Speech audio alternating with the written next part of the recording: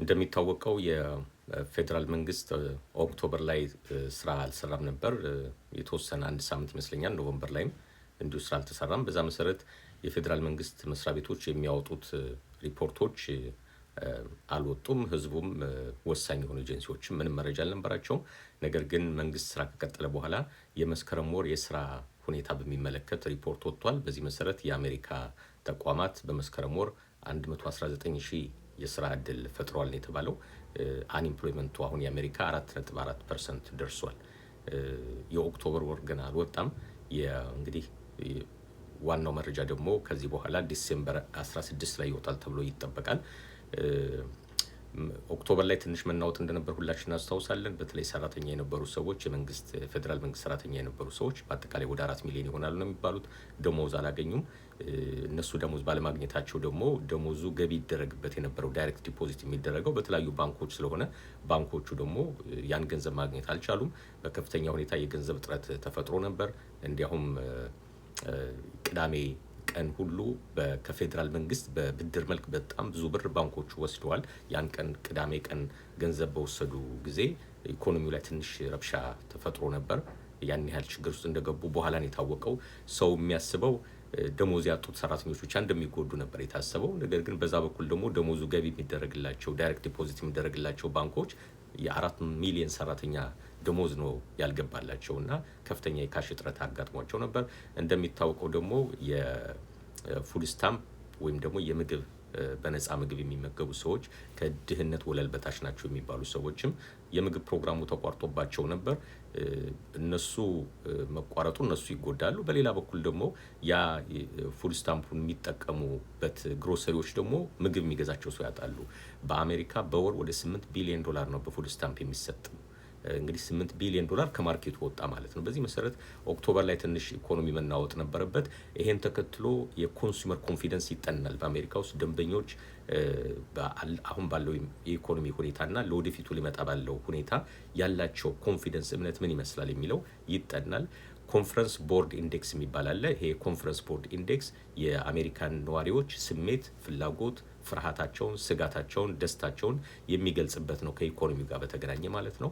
የኖቨምበር ወር እንደሚያሳየው በ29% ቀንሷል። ይሄ ማለት ምንድነው? ከባለፈው አመት ጋር ሲወዳደር አትሊስት በ29% ነው የቀነሰው።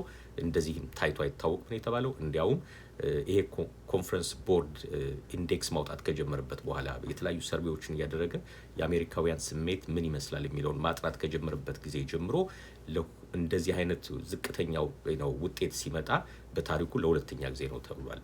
እና እቺ የኦክቶበሩ ስራ መዘጋት፣ የፉድ ስታምፕ መቋረጥ በብዙ ኮንሱመር ወይም ደንበኞች ላይ ፍርሃት ፈጥሮ እንደነበር ያስታውቃል። የሚቺገን ዩኒቨርሲቲ በየጊዜው የሚያጠናዋል። አይ ቲንክ 80 ዓመት አልፎታል። በየአመቱ የኮንሱመር ኮንፊደንስ ያጠናልና ሚቺጋን ዩኒቨርሲቲ የሚያመጣው ውጤት ተመሳሳይ ነው።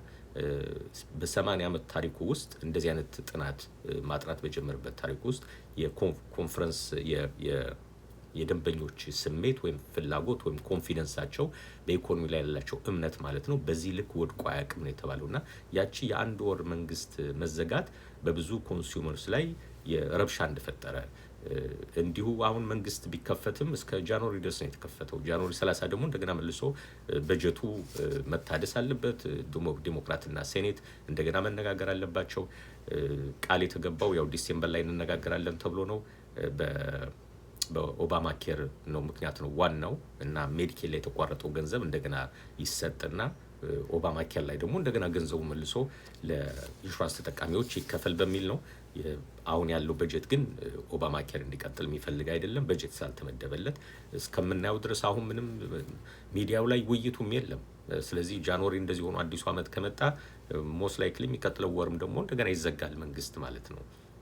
ቃል ገብታችሁልን ባለፈው አልተነጋገርናችሁም ካሉ አሁን የሚቀጥለው እነሱ ራሱ ኮንግረስ ላይ ያሉ ሰዎች ራሳቸው ሴኔት ላይ ያሉ ሰዎች በሌላው ፓርቲ ላይ ያላቸው እምነት እንደገና ይሸረሸራል። the same thing 2018 ላይ ተፈጽሞ ነበር።